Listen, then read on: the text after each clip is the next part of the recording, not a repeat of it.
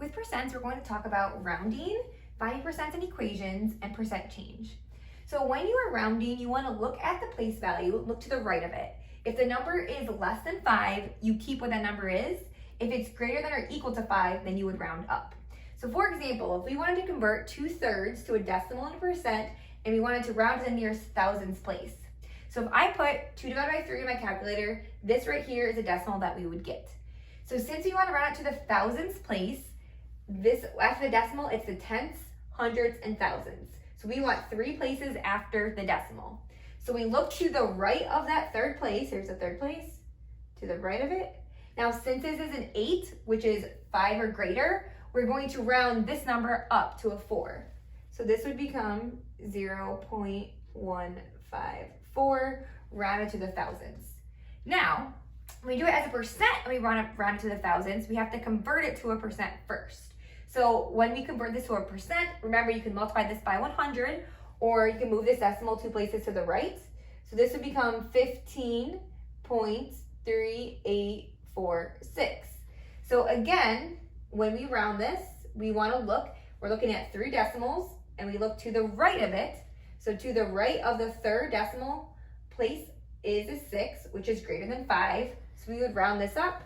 So this would be 15.385%. All right, next, when we have equations and we have percents in them and we have to find them, we're given like words, but we want to create an equation. These 3 things right here will help you transform these into equations that you can solve. So for example, whenever you see the word of, you want to think to multiply. When you see the word is, that's when you want to put your equal sign. And when it says what, that's what we're trying to find, so that's our variable or x. So if I have this question right here, what is 8% of 300, then I can convert that into an equation. So what, that's our question mark, so that's our x, is our equal sign. 8% as a decimal is 0.08. Of is when we multiply 300. So to solve that, I would just have to multiply. So 0.08 times 300 is 24. All right, now we're going to try another example. So here again, we have words and we want to create them into an equation that we can solve. So this would be 270 is, that's where we put our equal sign. 30% as a decimal is 0.3.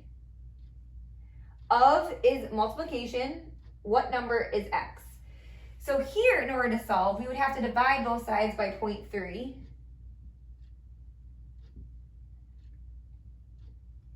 And when we divide both sides by 0.3, we would get x equals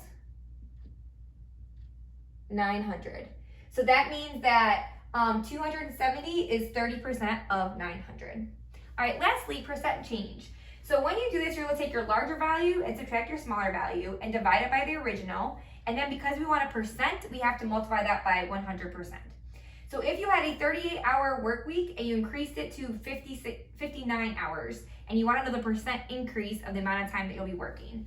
So we do our larger number minus our smaller number over the original number that we were working, which was 38.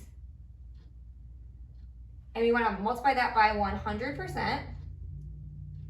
If we go ahead and put that in the calculator, we will get 55.26%. And that would be the percent that you increase the amount of work.